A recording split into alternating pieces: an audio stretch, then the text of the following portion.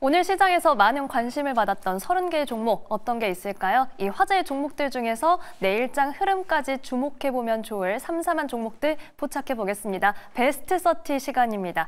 자, 오늘 시장은요, 다시 한번 외인이 빠져나갔고 기관도 뒷걸음질 쳤는데요. 그런데 분명 지수는 내렸는데 오늘 상승 종목 수가 하락 종목 수보다 많았습니다. 오늘 시장에서 선방한 종목은 무엇일지, 또 수급은 어디에 몰렸는지 이 두 분과 함께 확인해 보겠습니다.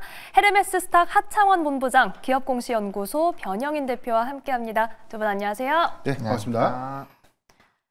네, 저희 베스트 30는요, 지금 저희 외인과 기관 매수 상위, 상승률과 하락률, 그리고 검색 상위까지 5가지 기준을 토대로 먼저 30개의 종목을 추려냈습니다. 그리고 이 안에서 각각 두 분이 3종목씩 선정해 주셨는데요. 과연 어떤 종목들이 오늘 베스트 30로 등장할지 먼저 확인해 보시죠.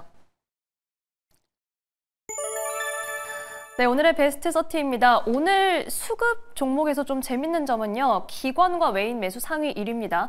기관 매수 1위는 3분기 호실적을 발표한 한국타이어앤테크놀로지가 차지했는데, 외인 매수 1위는 한원시스템입니다. 한국앤컴퍼니가 인수합병을 추진 중이죠. 이 두 종목이 과연 오늘 베스트 30에 또 한 번 들 수 있을지 확인해 보시고요. 지금 시장의 변화의 기운이 좀 감도는 것 같습니다. 엔터주와 게임주가 좀 눈에 띄는데, JYP 엔터와 YG 플러스, 카카오 게임즈도 오늘 수급에서 좋은 모습을 보였고, CIS는 미국 관련 소식에 급등하는 흐름을 보여줬습니다. 자, 이 안에서 오늘 두 분이 주목해 주신 종목이 있을지, 혹은 그 밖에 어떤 종목이 있을지 바로 만나볼게요. 먼저 하본 부장님, 오늘 첫 번째 종목은 뭘까요? 네, 저는 HPSP라는 종목을 좀 들고 왔습니다. 네. 사실 최근에 이제 좀 핫하게 반응을 하고 있는 상황인데, 물론 주가는 좀 많이 빠졌습니다만 최근에 특허 이슈가 있었죠. 그래서 그렇죠. 사실 이 상황에서 좀 좋은 흐름들이 나타나고 있는데, 이제 매각 이슈까지 좀 붙어주면서 오늘 시간에서도 좀 급등하는 모습들이 나타났습니다. 이게 5시 40분에 이슈가 나오다 보니까 시간이 짧아서 한 7%대 정도로 마무리가 됐는데, 아무래도 최근 시장 자체가 경영권 분쟁과 어떠한 이렇게 매각 이슈가 있으면 좀 주가의 탄력도가 굉장히 좀 강해지거든요. 그러다 보니까 좀 기대감이 높아질 수밖에 없고, 이 회사가 이제 특허 무효 소송에서 승리한 것이 왜 의미가 있냐면, 지금 시장 점유율에서 고압 어닝 부분은 뭐 압도적인 지위를 가지고 있습니다. 보통 이제 증권사마다 좀 차이가 있긴 하지만 대부분 평균 80% 이상의 점유율을 가진다라고 표현을 하고 있는데요. 이번에 이제 승소를 하게 됨으로써 이 점유율이 95%대까지도 좀 상승을 하지 않겠느냐, 이런 분석 전망이 나오고 있습니다. 워낙 이 어닐링 부분은 영업이익률이 높은 부분이다 보니까 결과적으로 점유율이 높아지는 것은 이제 수익에 좀 연결이 된다라고 보시면 될 것 같고요. 네. 그다음 특허 무효 소송이 왜 좀 의미가 있냐면은, 이게 이제 알파와 베타로 전공정은 심사를 하는데, 특히나 이제 베타 부분에서의 이런 테스트 기간이 네 가지 사이클로 준비가 되어 있는데, 각각 사이클마다 3에서 4개월이 걸립니다. 그래서 결과적으로는 테스트를 진행하게 되면 적어도 1년 이상의 시간이 걸린다라는 거고, 그럼 26년도까지는 독점 지위가 유지가 된다라고 보시면 될 것 같습니다. 그리고 또 이제 미래가 굉장히 좀 전도 유망한데, 사실 디램 쪽으로도 이제 이런 AI 쪽에서의 가속도가 좀 중요하다 보니까 뭐 HBM 필두로 뭐 이런 가속기라든지 본딩이라든지 그 부분에서 고압 어닐링 채택수가 좀 높아질 수 있고, 또 고압 산화막 관련된 이슈도 있거든요. 그래서 3나노에서 2나노로 넘어가는 부분에서 이런 이제 고압 수소에 대한 산화막에 관련된 좀 이슈가 있다 보니까 뭐 미래 전망도 상당히 좀 지금 튼튼하다, 이렇게 보시면 될 것 같습니다. 네, 오늘 베스트 30 하본 부장님의 첫 번째 종목은 HPSP였습니다. 오늘 투자자 검색 상위로 이름을 올린 만큼 최근에 관심이 뜨거운데요. 이에 대한 내용도 확인해 보시기 바라고요. 자, 이번에는 변 대표님의 첫 번째 종목 만나볼게요. 어떤 종목일까요? 네, 저는 레몬레인을 준비를 해봤습니다. 오늘 장중 14%대까지 좀 상승을 하면서 좀 2거래 연속 굉장히 큰 폭의 상승 흐름들을 보여줬는데, 이게 좀 단기적인 기대감으로만 봐야 될 것인지, 아니면 중장기 모멘텀 관점에서 다시 좀 재해석을 해야 될 것인지에 대한 어떤 판단 부분, 이 부분이 좀 중요할 것 같고요. 우선 이 회사 재벌집 막내 아들이라는 이 컨텐츠를 좀 제작했던 제작사입니다. 지난 3월에 이 배우 이정재 씨가 최대 주주로 있었던 아티스트 유나이티드가 신주 발행에 좀 참여를 하면서 최대 주주가 좀 변경된 바 있었고, 이에 따라서 경영 참여가 좀 본격화 됐었는데, 그 이후에 전 최대 주주가 유상증자에 대해서 이제 무효화를 좀 주장하면서 경영권 분쟁이 좀 촉발이 됐었고요. 이 해당된 이슈가 좀 더 장기화되는 국면이 예상됐지만 지난 10월 31일 개최됐던 임시주총에서 현재 최대 주자 아티스트 유나이티드가 최종적으로 좀 승리를 하면서 배우 이정재 씨를 좀 포함해서 뭐 정우성 씨와 각자 지정한 3인이 이사회에 좀 진입하는, 그래서 사실상 경영권 분쟁은 좀 종료가 좀 됐었는데, 이게 경영권 분쟁에서 단순하게 좀 승리를 했다라는 관점에서만 좀 해석될 것이 아니라 여기서 중요한 포인트들은 기획사와 제작사 그리고 영화 배급사까지 이어지는 컨텐츠 밸류체인을 구성했다는 점, 그리고 이에 따라서 상호 변경을 레몬레인에서 아티스트 스튜디오라는 이 사명 변경을 이유로 향후에 OTT 플랫폼과에 대한 연계 확장에 관련된 기대 요인들이 좀 남아있기 때문에, 과거 지금 이 넷플릭스가 제작했던 OTT 투자 금액들을 보면 뭐 많게는 제작 한 편당 뭐 한 1,000억 원대 제작 지원이 좀 있었거든요. 이런 부분들이 앞으로 이 다음 달에 예정되는 개봉될 예정인 뭐 오징어 게임 시즌 2의 흥행 기조가 전편을 좀 능가하는 그런 흥행 기조를 좀 이어간다면, 그 이후에 오히려 OTT 플랫폼이 배우 이정재 씨와의 어떤 사업 시너지와 관련된 어떤 이 파트너십들이 조금 더 적극적인 어떤 부분에서 투자 유치가 좀 더 확대되거나, 또는 플랫폼에 관련된 역량으로 해서 외형 가치가 상향될 수 있는 긍정적인 요인을 기대해 볼 수 있지 않을까라고 좀 판단해 봤기 때문에, 지금 뭐 단기간에 급등을 했던 부분들은 좀 다소 부담스러운 어떤 자리는 맞지만 12월 중순 오징어 게임 시즌 2의 흥행 기조, 이 부분을 좀 주목을 해야 될 것 같고요. 이 이후에는 올해 조정 이후에 사실 OTT 업체들의 제작 지원이라든가 향후에 플랫폼과 연동될 수 있는 사업 시너지들을 주목해 볼 필요가 있지 않나라고 좀 말씀드렸습니다. 네, 지금 오징어 게임 2가 뭐 예고편만으로도 기립박수를 받았다, 이런 소식이 나오고 있는데 이에 대한 기대감도 함께 담겨 있고요. 관련 소식들도 자세히 정리해 주셨습니다. 변 대표님의 첫 번째 종목 레몽레인이었습니다. 자, 그렇다면 첫 번째 종목 대응 전략 만나볼게요. 먼저 본부장님, HPSP 앞서 독점력에 대해서 강조를 해주셨는데 HPSP 대응 전략과 함께 혹시 예스티 보유자분들도 함께 여쭤봐도 됩니까? 뭐 일단 특허에서 졌기 때문에 예스티가 오늘 좀 반등이 나오긴 했죠. 왜냐면 이제 실적에 대한 좀 일부 이슈가 있기는 했는데, 글쎄요, 지금 좀 쉽지 않을 것 같습니다. 그래서 뭐 워낙 낙폭이 과했기 때문에 단기적인 뭐 기술적인 반등은 충분히 좀 기대를 해볼 수 있겠지만, 좀 일단 하단이 좀 이렇게 상방이 좀 정해져 있지 않을까라고 보고 있고요. 네. 이제 이슈가 아까 HPSP에서 설명드린 것처럼 적어도 1년 이상의 롱타임으로 좀 보셔야 되거든요. 그래서 사실상 좀 가지고 계신 분들 좀 답답하시겠지만 시간적인 부분이 좀 필요하다, 이렇게 좀 정리를 드리겠고, HPSP 같은 경우는 지금 매각 이슈까지 좀 붙어져 있기 때문에 주가는 굉장히 좀 탄력적으로 유지가 될 것 같고요. 내년까지 넘어간다고 하더라도 사실상 장비 쪽에 대한 ASML에서 수주가 좀 줄어들긴 했지만, 앞서 말씀드린 것처럼 HBM 필두로 이런 AI 쪽에 대한 수혜를 받을 수 있는 라인업들이 구성이 되어 있기 때문에 충분히 좀 이 우상향 기조를 만들어낼 수 있는 좀 그런 체력은 튼튼하다, 이렇게 정리 드리겠습니다. 네, HPSP는 우상향 기조를 만들어낼 수 있는 체력이 튼튼하다, 이렇게 정리해 주셨습니다. 자, 변 대표님 레몽레인 투자 전략 여쭤보겠습니다. 사실 주가가 너무 날아올랐는데요. 네. 우선 뭐 단기적 기대감은 좀 지양을 해야 될 것 같고요. 가장 중요한 부분은 OTT 플랫폼과의 연계성, 그리고 이로 인해서 외형 가치가 과거 레몽레인보다 확장될 수 있는 근거가 좀 될 수 있는 부분, 이 부분이 좀 중요한 단서가 좀 될 것이기 때문에, 중요한 건 오징어 게임 시즌 2가 얼마만큼 좀 흥행으로 좀 이어질 수 있을지, 이 부분도 체크 포인트가 좀 되지 않을까라고 좀 판단돼 봤습니다. 네, 12월 26일 오징어 게임 2 공개 후에 크리스마스 선물을 가져다 줄지 지켜봐야겠습니다. 자, 이번엔 두 번째 종목 만나볼게요. 하창원 본부장님의 두 번째 종목은 뭘까요?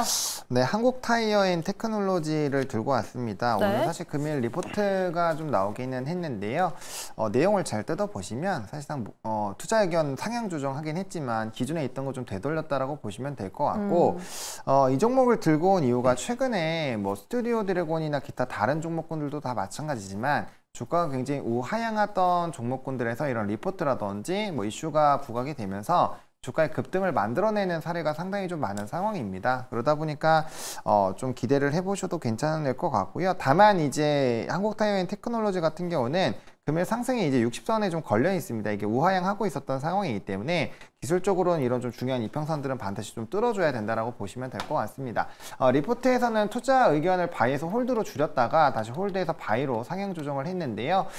그 의견을 변경했을 때보다 주가가 30%가 다시 떨어졌기 때문에 밸류적인 매력도가 이제 PE 기준으로는 이제 PR 기준으로는 이제 4배 수준까지 좀 떨어졌습니다. 그러다 보니까 기대감이 좀 생긴다라고 보고 있는 상황이고 뭐 향후 이제 3분기 실적이 상당히 좀 기대가 됐던 상황인데 4분기에도 좀 비슷한 수준으로 유지가 될 것으로 예상을 하고 있고요. 어쨌든 좀 견조한 이런 성장 기조가 유지가 된다라는 점, 그리고 현재 주가에서는 밸류적인 매력도가 좀 부각이 된다라는 것이 주 포인트였습니다. 그래서 추세적으로 되돌리기 위해서는 좀 특정한 가격 라인을 뚫어줘야 된다라는 부담감은 있지만 그래도 뭐 나름대로 선전하고 있다라는 점, 그리고 이제 경쟁사 대비했을 때 높은 경쟁력을 유지하는 것들은 좀 상당히 긍정적으로 평가를 하고 있는 상황이고요. 일단 천연고무 가격이나 이런 것들이 좀 많이 올라가긴 했는데 관련된 법 부분이 사실상 좀 시간이 걸릴 거기 때문에 아마 조금 이런 밸류적인 매력도는 부각이 될 수 있지 않을까, 이렇게 정리 드리겠습니다. 네, 베스트30 하창원 본부장님의 두 번째 종목은 한국타이어앤테크놀로지였습니다. 앞서 처음에 기관 매수 상위라고 말씀을 드렸는데 오늘 뭐 외인도 함께 유입이 됐습니다. 기대되는 부분과 우려되는 부분 함께 짚어주셨으니까요. 참고해 보시기 바랍니다. 자, 이번엔 변 대표님의 두 번째 종목 만나볼게요. 어떤 종목일까요? 예, 저는 오늘 CIS를 좀 준비해봤는데요. 일단 오늘 26.3%. 네. 2차 전지 섹터가 오늘 장 흐름에서는 뭐 상대적인 이 트럼프 트레이딩에 관련된 효과로 인해서 2차 전지 섹터가 좀 전반적으로는 좀 약세를 보인 것과 좀 다소 좀 대조적인 개별 이슈로 오늘 상승폭을 좀 확대시켰는데 중요한 포인트들은 이 시세 연속성을 좀 얼마만큼 좀 이어갈 수 있을까, 자, 이 부분 좀 될 것 같습니다. 일단 이 회사는 양극과 음극을 좀 만드는 전극 공정에 관련된 장비를 좀 제조하고 있는 회사인데 전 공정의 전 단계에서 이루어지고 있는 장비 중에서 코팅 장비 그리고 프레싱과 슬리팅 장비를 공정도에 공급하는 그런 어떤 장비 업체다라고 좀 이해하시면 되겠고요. 네. 지난 3월에 고체 전해질을 좀 개발하고 있는 CI 솔리드를 합병해서 종속회사에서 합병으로 인해서 사업 부문에서 좀 사업을 좀 영위하고 있는데 여기서 뭐 2차 전지 장비를 좀 기반으로 해서 향후에 2차 전지 소재 영역까지 사업을 좀 다각화하고 있는 흐름을 좀 보여준 바 있었습니다. CI 솔리드가 황화물계로 구성되어 있던 소재를 좀 구성하고 있는데 이 부분이 액체로 구성되고 있는 전액을 고체로 좀 전환시키는 물질이다라고 좀 이해를 하시면 되겠고 현재 좀 구현되고 있는 전체적인 어떤 캐펙스는 굉장히 좀 낮은 수준입니다. 연간으로 보면 10톤에 좀 채 안 되기 때문에 아직 적용될 수 있는 부분들은 좀 제한적이고 일단 뭐 긍정적인 측면들은 올해 상반기에 일본의 이 완성차 업체에 이 파일럿 시제품들을 좀 공급을 했다는 점과 아직은 뭐 캐펙스 관점에서 확대될 수 있는 요인들은 아니지만 2028년도까지는 전체 2,000톤, 연간 한 2,000톤 캐파를 위한 증설 투자를 좀 계획하고 있다는 점. 이 부분은 향후 점진적으로 대량 양산 체제를 좀 구축하는 시점에 긍정적인 어떤 실적의 연동 효과로 좀 이어지지 않을까로 좀 판단되고 있는 상황입니다. 북미 에너지 기업 그리고 유럽의 자동차 기업과 이 NDA 계약, 비밀 유지 계약을 좀 체결했는데 일단 해당되는 이슈가 향후 뭐 공급이라든가 같은 뭐 개발이라든가 뭐 명문화된 사항들이 있지만 이게 비밀 유지 계약이기 때문에 뭐 세부 사항들이 공개가 되지 못했던 점. 네. 그러니까 뭐 추정을 좀 해보면 사실 법적 구속력이 좀 있을까에 대한 의구심이 좀 사실 있거든요. 향후에 개발 성과가 좀 입증되고 어떤 수율이라든가 성과가 좀 보장된다는 전제에서 그 다음 단계에 확정 계약 내지는 뭐 수주 계약으로 좀 이어질 수 있는 그런 흐름들과 관련된 어떤 계약 내용이 좀 있는지에 대한 여부가 지금 중요한 뭐 단계로 좀 보여지는데 통상적인 우리가 NDA 계약이라면 법적인 좀 구속력이 좀 없다는 점, 이 점은 좀 우리가 좀 유의를 좀 해야 되는 포인트가 좀 되지 않을까라고 좀 보고 있습니다. 다만 중장기 관점에서 현재 대량 양산 체제를 좀 구축하지 못했던 부분들 그리고 현재 해당되는 생산 체계를 좀 구축한다고 하더라도 수율이 좀 관건이거든요. 이 부분에 관련된 부분과 높은 비용들을 낮추는 그런 어떤 이원화 전략들 같은 부분들도 단기에 좀 이룰 수는 없다는 것들을 좀 감안해 봤을 때는 다소 좀 제한적인 어떤 흐름들을 좀 보여주겠지만 향후에 전고체 배터리에 관련된 상용화들을 2028년도에서는 뭐 2030년도에 대량 양산 체제를 좀 구축한다는 목표에 따라서 역시 증설 투자가 같이 좀 이루어진다는 측면 좀 고려해 보면 향후에 점진적인 이익 기여로 좀 이어질 수 있는 부분들은 긍정적인 모멘텀이 좀 되지 않을까라고 좀 전망해 보겠습니다. 네, 오늘 베스트 30 변 대표님의 두 번째 종목은 CIS였습니다. 사실 오늘 뭐 상한가에 거의 근접하는 네. 그런 흐름을 보여줬는데 시세의 연속성이 중요하고요. 중장기 관점으로는 이 수율 개선이 관건이다라는 말씀도 함께 해주셨습니다. 자, 그렇다면 두 번째 종목 대응 전략 만나볼게요. 변 대표님 CIS 먼저 여쭙겠습니다. 네. 우선 단기적 이슈는 말 그대로 좀 단기적으로 대응하는 것이 맞겠다라고 볼 수 있겠는데 다만 중장기 모멘텀 관점에서는 고체전해질에 대한 구현 그리고 여기서 대량 양산 체제를 구축하는 과정에서는 계속해서 관심을 좀 가져야 될 때다라고 좀 말씀드리겠습니다. 네, 좀 긴 관점으로는 관심 있게 지켜보겠습니다. 하분 부장님, 한국타이어앤테크놀로지 한마디 부탁드립니다.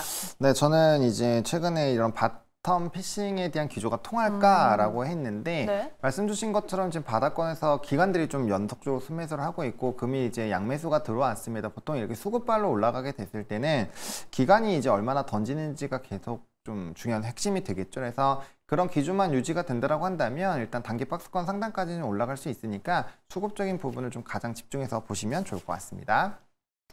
네, 수급이 들어 올렸다가 얼마나 내려놓는지 또 중요하기 때문에 이 부분에 주목하자라고 정리해 주셨습니다. 베스트 30 이번엔 세 번째 종목 만나볼게요. 하창한 본부장님의 세 번째 종목은 뭘까요? 네, 좀 핫한 종목 들고 왔습니다. 네. DS 단석이라는 종목을 좀 들고 왔는데요. 이 회사 같은 경우는 최근에 이슈가 꽤 많이 있는 상황입니다. 일단 가장 첫 번째로 10월 28일에 상한가를 들어가게 만들었었던 이제 전년도 최근 매출액 대비 95%에 대한 수주 공시가 있었는데요.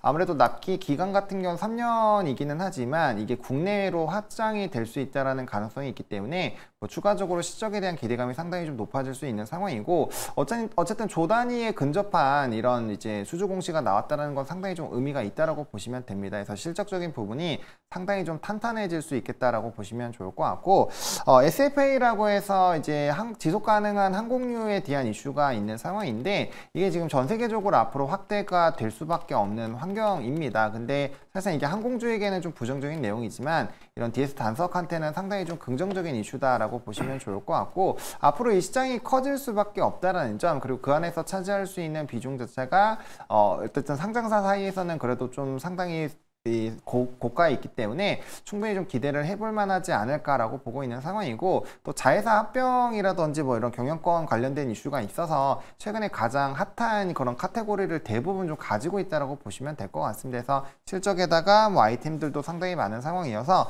주가에 좀 상승 기조가 만들어지고 있고 특히나 거래량 동반에서 좀 중요한 라인들을 다 뚫어버리고 있는 상황이기 때문에 사실상 오늘 고가 라인 부분들이 매물대 상단 부분이거든요. 이거 뚫으면 상당히 탄력적으로 주가가 슈팅이 나올 수 있기 때문에 이런 상방이 굉장히 크게 열릴 수 있습니다. 그래서 지금의 관전 포인트는 종가상 오늘 고가 부분을 좀 뚫어줄 수 있는지가 중요할 것 같고요. 해당 라인만 뚫어준다면 뭐 15만 원에서 17만 원까지도 충분히 좀 도전해볼 만하기 때문에 그렇게 본다면 상방이 굉장히 크게 열리는 거죠. 그래서 그런 포인트를 좀 잘 잡아가 보시면 좋을 것 같습니다.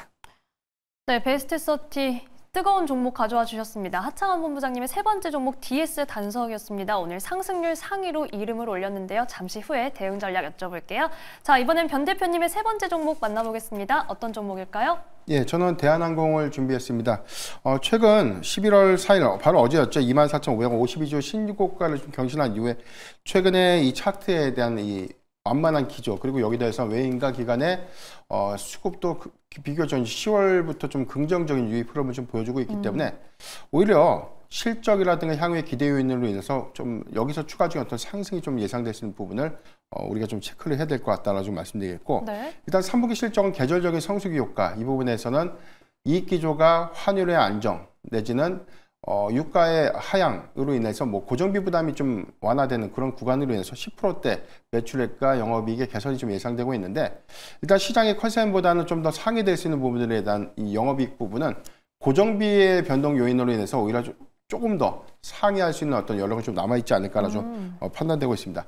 최근에 중국 정부가 단기 비자를 좀 면제하는 그런 부분들이 코로나19 이후에 사실 이 중국향 노선 회복들은 굉장히 좀 빠르게 좀 이루어지지 못했던 전체적으로 보면 코로나19 이전과 대비했을 때 중국향 노선 회복률은 한 67% 정도 아직 70%를 채 회복하지 못했다는 차이가 좀 있는데 이런 부분들이 사실 이 입국 절차가 좀 더 완화되는 어떤 계기들은 관광객들의 유입액, 중국향 수요가 좀 증가될 수 있는 부분들로 인해서 좀 긍정적인 영향을 좀 이어질 수 있고, 이 부분은 오히려 노선에 대한 증편이라든가 노선의 회복 속도가 좀 더 빨라질 수 있는 부분으로 오히려 수익 지표가 좀 더 개선될 수 있는 긍정적인 어떤 기대감으로 좀 작용할 수 있지 않을까 좀 판단되고 있습니다. 가장 큰 이슈가 지금 아시아나항공의 이 합병 여부인데, 지금 유럽의 경우에도 사실 유럽 집행위원회에서 최종 승인이 좀 임박했다는 내용들이 좀 나오고 있기 때문에 11월 초로 좀 예상되고 있는 최종 승인 여부가 좀 굉장히 좀 중요한 포인트가 좀 될 것 같고, 이후에 미국 법무부에서 특별한 또 이의 신청이 없다면 사실 좀 미국 승인도 가시화가 되는 그런 부분들을 우리가 좀 감안했을 때, 연내 아시아나항공의 신주 발행을 통한 합병은 본격화됐다라고 볼 수 있겠고, 이로 인해서 뭐 글로벌 10위권에 해당하는 뭐 메가 캐리어의 출범이 좀 가시화되는 이런 부분들은 향후에 외형 확장 관점에서도 굉장히 좀 긍정적인 포인트가 좀 되지 않을까로 좀 판단되고 있습니다.